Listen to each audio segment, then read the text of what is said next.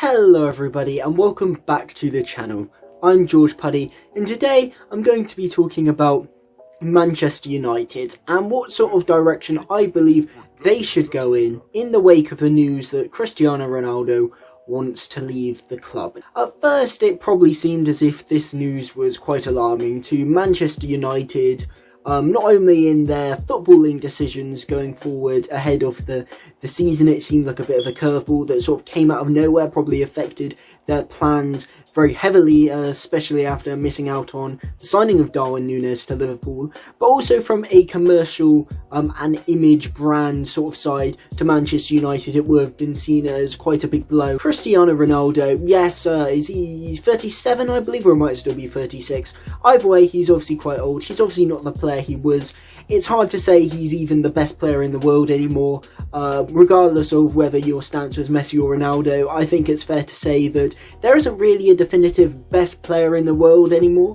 Maybe someone like Messi in terms of raw ability, but in terms of form, hasn't really been up there, I don't think, for a number of years. And Haaland and Mbappe are certainly the future and certainly up there, but then again, they've never really produced the level of form of someone like Ronaldo or Messi at their peak. So right now, the sort of best player in the world, so to speak, in terms of definitive and not just in terms of form, in terms of talent and consistency, I suppose, is very much in flux. So Cristiano Ronaldo isn't like the best player in the world, but he's still that sort of figure. And if you look at last season in terms of the stats and just the sheer amount of goals, I believe he was third in the Golden Boot. He was very much the only Manchester United player who was actually, stats-wise and wider reading of things, was actually putting in good performances. He was scoring lots of goals. He obviously went back to Manchester United after many years away. I remember lots of Man United fans absolutely, jubilant about this news and were saying how ecstatic they were about it, that the king has come home and this was it. This was going to be Man United really pushing on to win a title after a heavily barren spell since obviously Sir Alex Ferguson retired from management. And a year on, obviously that has all collapsed. They had their worst ever Premier League season. Obviously Ollie got sacked, Ralph Rangnick came in, didn't really improve, if anything got worse, and the season was a complete car crash, particularly in comparison to what most people expected. I remember most people actually thought they would finish above Liverpool. Haha. I find that quite funny being a Liverpool fan myself, because I always thought that Liverpool would finish ahead of Man United, and no one agreed with me, and how wrong you all were. But obviously it was a bit of a car crash of a season, and stats wise Ronaldo was the only one who really came out of it with any sort of reputation intact in terms of his goals. So him saying that he wants to leave, and particularly him wanting to compete and go to a club of Champions League football, because he said that he wants to challenge for titles and he doesn't have that many years left, really sort of damages the impression that many people got from Manchester United, particularly at the start of last season, that they were very close to winning the title. Now obviously we know that that is not the case. They are nowhere near close to winning the title, at least at this stage, and I do believe they could challenge for third and very much get top four. But in terms of challenging for the title, it's not out of the question, but it would be a bit hard, particularly as they obviously not knowing what business they're going to do. Just think from the image and perception of Manchester United, it is quite damaging for Cristiano Ronaldo, who returned and sort of had a big homecoming, now wants to abandon ship and ditch because he actually doesn't think Man United are capable of competing. He doesn't even want to hang around for a year in the Europa League because he sees it as many years off before Manchester United will actually be able to compete for things. And on the surface this seems like a terrible thing for Man United, as I said, from an image perspective and also a playing perspective, because Erik Ten Hag, obviously the new manager of Manchester United, said in a number of interviews that he saw Cristiano Ronaldo in his plans, and obviously if he was very much in his plans, and Ten Hag wasn't just saying that for the cameras, then obviously that's a massive diversion, presuming that he didn't already know that Ronaldo wanted to leave, which I'd imagine is the case with this sort of thing. It seems as if it's a bit of a curveball. No one really expected this to happen. He had a contract for 2 years, I believe, and I very much expected him to fulfill this, mainly because I just didn't really see where else he could go in Europe. He's not going to go to PSG or Real Madrid. He's not going to go back to Juventus. He's not probably going to go to any other club in the Premier League. I could be wrong, but obviously that sort of tenuous link to Manchester City last summer, obviously that probably won't happen anyway. United wouldn't sell him to City, but obviously they've got Haaland. The Chelsea one could happen purely because they don't have a striker, but even then, would United sell to a direct rival? Would Ronaldo want to continue to play in the Premier League? Would he want to go somewhere else where he's guaranteed titles and guaranteed to be in the conversation for the Ballon d'Or? Because that's very much what it sounded like, because he said he wants to win trophies, get Champions League football, and achieve personal accolades, which may seem quite selfish, and from my perspective I thought, he seemed really arrogant, because despite, scoring those goals, the thing is with Ronaldo, he didn't offer that much else, and he was probably part of the problem in certain aspects as to why they had a bad season and why that sort of squad and dressing room collapsed, but I'll get onto that in a second. So even though he scored the goals, he obviously as a player in that squad contributed to their downfall. It's arrogant when people say, yeah, I also contributed to this terrible season, but I'm above this, so you all, sort it out, I'm going to be off because I'm entitled to better than this, despite not being able to bring that myself. So in my head I thought that's quite arrogant, and he wants to win the Ballon d'Or. Will he get the Ballon d'Or? I don't think so. I just don't see him going anywhere in which he could win the Ballon d'Or. I know he wants to equal Messi, but that seems a bit of a pipe dream to me. Obviously I'd imagine Benzema is going to win the Ballon d'Or, and who knows, a year after that, you've got to think about Haaland. If he elevates Manchester City, then you'd imagine he'll win the Ballon d'Or. Same with Mbappe at PSG. I don't really know where he could go. He could go to Bayern Munich if they sell Lewandowski, but obviously there's not many elite clubs at Europe that would want Cristiano Ronaldo, because they've already got a very high profile striker or a very high profile front line. So there's not actually that many options, which is why I thought he would stay at Manchester United. Obviously he's not, he's going, and it does seem like a bit of a crisis for Manchester United, as I said, especially as they missed out on the signing of Darwin Núñez to Liverpool. Now it's very publicly known that obviously Man United wanted Núñez. Obviously he chose Liverpool instead, which is very understandable from the player's perspective. I'm not just saying it as a Liverpool fan, but from the outlet of Liverpool and from the outset of Manchester United, Man United is a very much an unknown quantity in terms of what you're going to get. Are you going to get the shambles of a dressing room and team spirit and cohesion that we obviously saw last season, or will Ten Hag really, band these players together, get them playing for him, playing under an ideology and a philosophy, and then they can push on and he could start banging in the goals? Obviously Ronaldo was there when Núñez made the move to Liverpool, but you know what I mean, very much what you're going to get at Liverpool. It's going to be a harmonious dressing room playing under a very specific tactical system, one of the best clubs in the world, managed by one of the best managers in the world. You're going to get that relationship with Klopp. You can seamlessly fit into a very inviting dressing room, and you're going to get minutes, especially with the absence of Sadio Mane. So it's clear to see why Núñez went to Liverpool over Manchester United.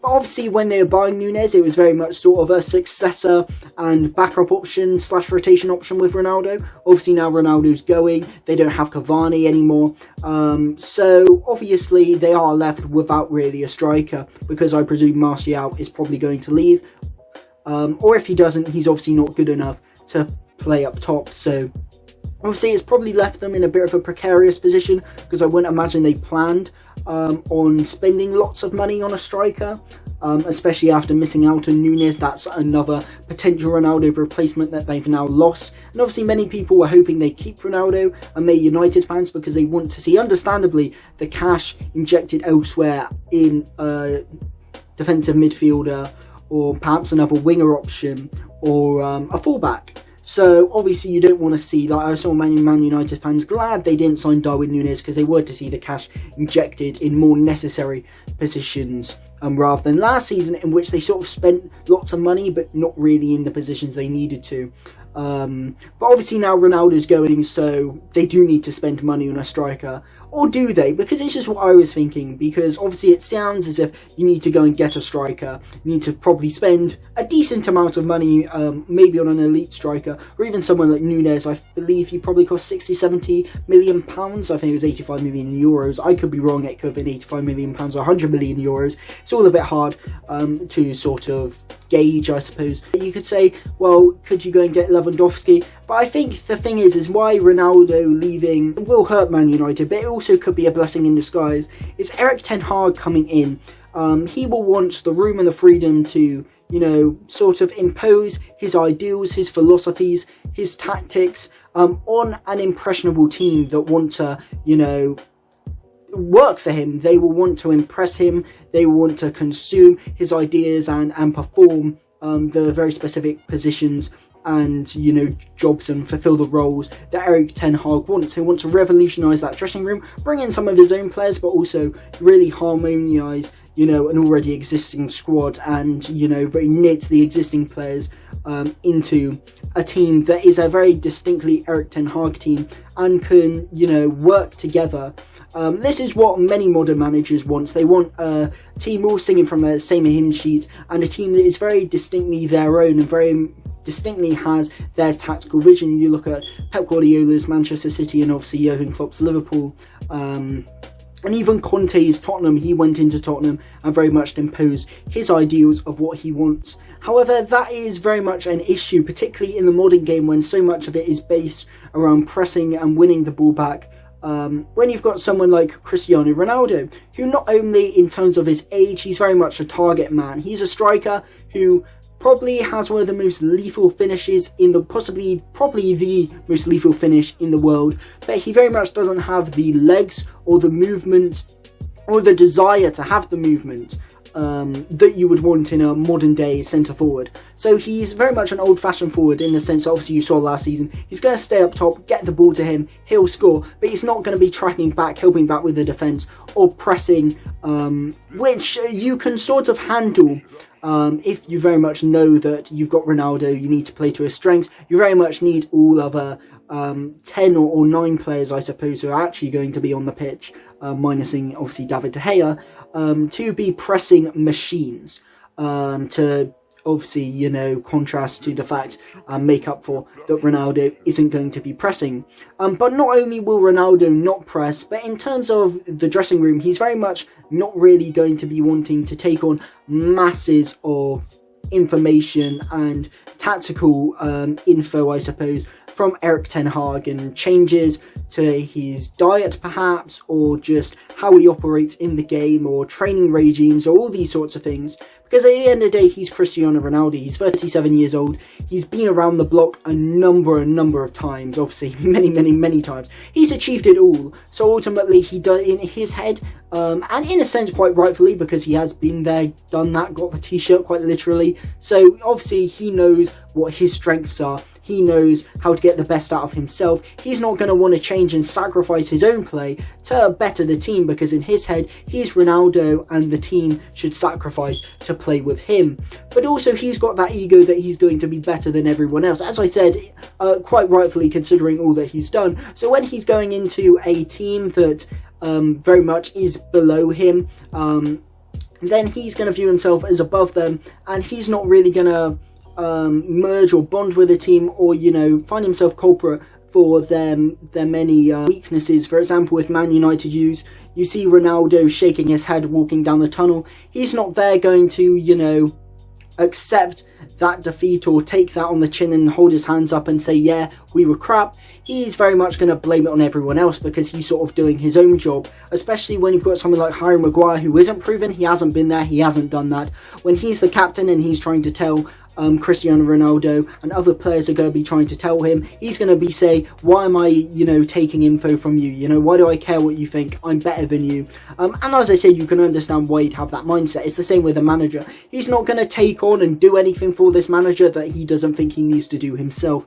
That's why I'd imagine he had such a hard time, and Ralf Rangnick had such a hard time really implementing his gegenpressing, because Cristiano Ronaldo just didn't want to do it, and what Cristiano Ronaldo doesn't want to do, he won't have have to do, and then Ralph Rangnick had to change his game plan in trying to get the best out of Ronaldo, which allowed Ronaldo to score lots of goals, but made the overall team suffer as a result. So Erik ten Hag coming in, as I said, he's going to want to impose his ideals, and he's not going to want to have someone there who very much probably doesn't want to buy into Ten Hag. At the end of the day, he doesn't have to perform for Ten Hag.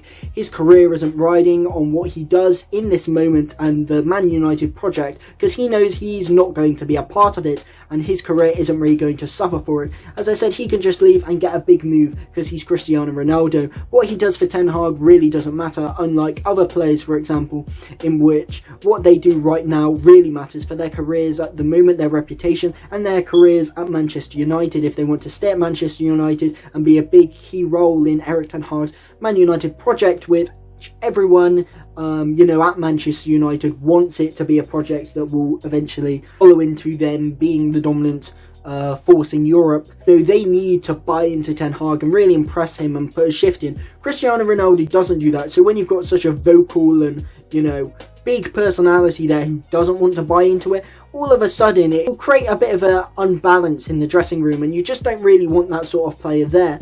Now obviously Ten Hag, I imagine, going in was probably told that for commercial reasons you've got to keep Cristiano Ronaldo, and you don't want to upset the fans because Cristiano Ronaldo is a fan favourite. So he would have gone in there thinking, how can I imprint my vision, and what can I do with this United team using Cristiano Ronaldo? And it's obviously a bit of a challenge, but it's a challenge that he would have had to put up with. But now Cristiano Ronaldo is supposedly leaving. Obviously that could be a blessing in disguise, because it would mean that he's therefore allowed to invoke more of his ideas and project more of his ideas and his philosophy onto that team, and very much make that team want to play for him, and make that team an Erik ten Hag team without having to sacrifice some of his tactics to facilitate Cristiano Ronaldo. And also, it's just that you won't have like a naysayer like Ronaldo, and you won't have to deal with that, like Klopp going into Liverpool, for example. Everyone wanted to perform and play for Klopp and buy into his ideals, because you didn't have those sort of egos there. Obviously Liverpool are known for not buying players with egos since Klopp's been there, but even prior to that, the signings made under Brendan Rodgers, because Liverpool weren't that good, they weren't able to attract these big elite egos that Manchester United seemed to. And obviously Ronaldo as well, as I've said, he was probably not great for the dressing room regardless of his performances. And obviously you saw a downturn in form in someone like Bruno Fernandes, who's probably has quite a big ego himself, and with him being Portuguese as well, was probably felt quite threatened by Cristiano Ronaldo, and therefore you saw more of that ego come out as he wanted to showboat and be the best, and it resulted in worse performances. And obviously Bruno Fernandes, he's not a pressing machine, neither is Paul Pogba. So then when you had Paul Pogba, Bruno Fernandes and Cristiano Ronaldo, all players who are very much ego driven footballers, and they're not going to press and put a shift in. Fernandes and Ronaldo more so than Pogba in terms of the pressing, although Pogba isn't amazing defensively. That's why for France he always works better alongside N'Golo Kante, for example. Then obviously it's going to be hard to press, because as I said, playing with Ronaldo, you need all other players to really make up for it by being pressing machines, but United couldn't do that because they had too many players there who weren't going to press. So you chuck out Ronaldo, and therefore Erik ten Hag can really create a team that wants to play for him, that is bought and made up in his own image, and importantly can press and buy into the press without having to facilitate your main man up front who doesn't want to do that. As I said, they could very much spend big money and go out and buy a striker that will allow them to press, but Robert Lewandowski I don't think is that option, because it's sort of the same profile as Ronaldo. And as I said, how many top strikers are out there? There are some you could go for. Alexander Isak, just a random example that sprung to my mind, could be someone they could go for. I'm thinking of number of the strikers that Arsenal were linked to, obviously before they bought Gabriel Jesus.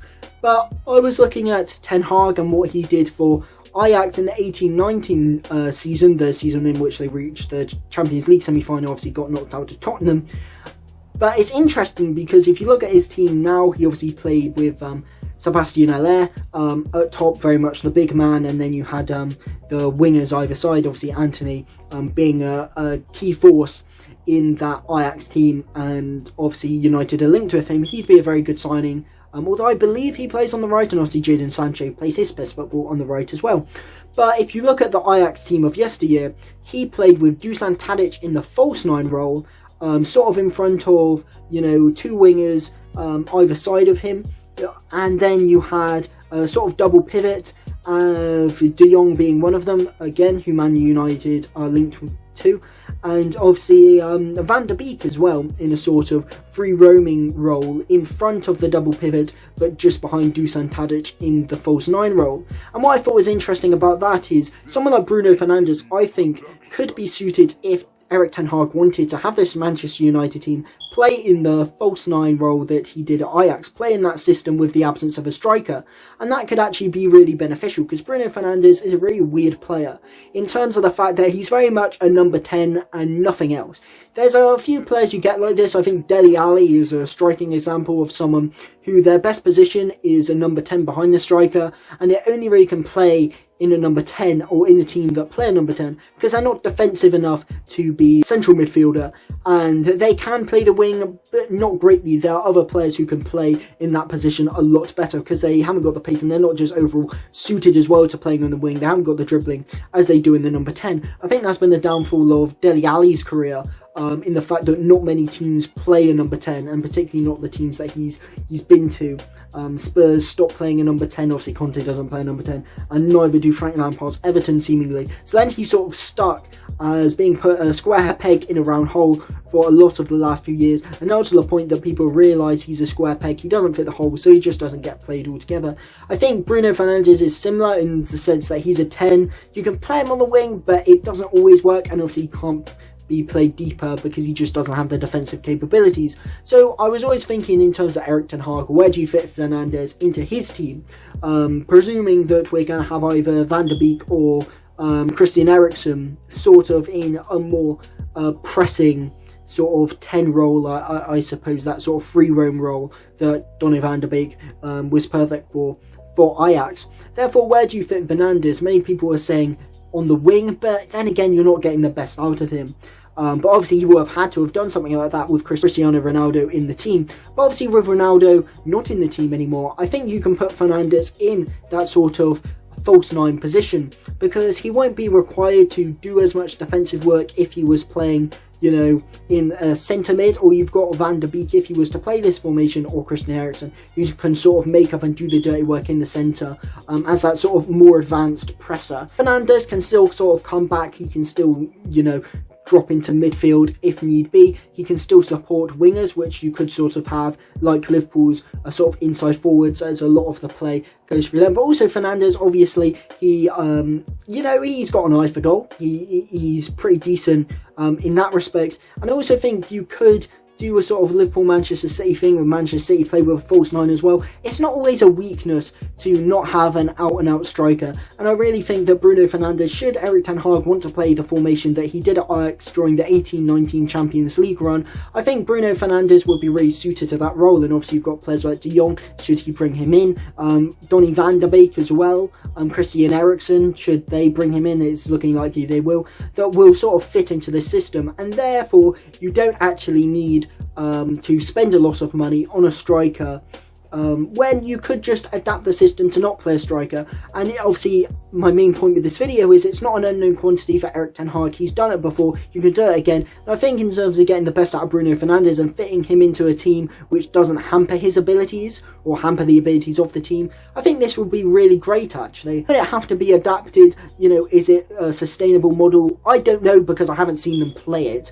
But it would be something interesting to try out, and I think you could save money and invest your money in better areas, as in maybe another fullback, should they sign De Jong, Eriksen, and I think another winger as well, because you're looking at Sancho, Rashford, obviously you've got Martial, he's not really a winger, he's someone I would move on. You've got Alanga as well, but having lost Jesse Lingard and people like Juan Mata, obviously Mason Greenwood can't be used for obvious reasons.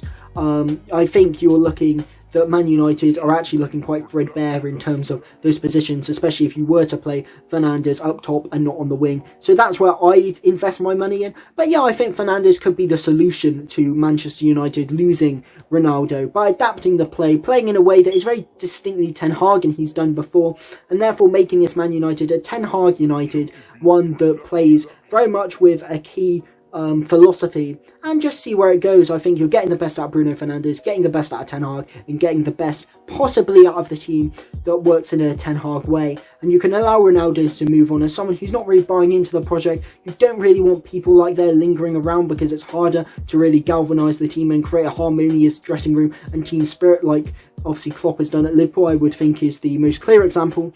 And yeah, overall, I just think that this would be a very interesting solution to what seems like a very gaping problem for Manchester United at the moment. So yes, thank you guys for watching. I hope you enjoyed this video. If you did, please leave a like and drop a sub if you want to see more football-based content from me. It's obviously a new channel, so if you do want to stick around, then yeah, please do. I plan on making a video on Liverpool. Obviously, I support Liverpool, and doing a video on how they'll set up next season, and sort of the genius of their transfer policy, and how Mane going and Núñez coming in is really genius for Liverpool and their evolution and moving forward, and is going to allow them to be sustainable going on. So I want to do a video on that, as well as how I really admire Arsenal's transfer business and how I actually think they'll be more sustainable long term than Tottenham, and they'll get more success long term than Tottenham. So those are two videos that I'm sort of mulling over and thinking of making. So if you want to see those, then please hit subscribe. What do you think? Do you agree with me? Do you not? What are your thoughts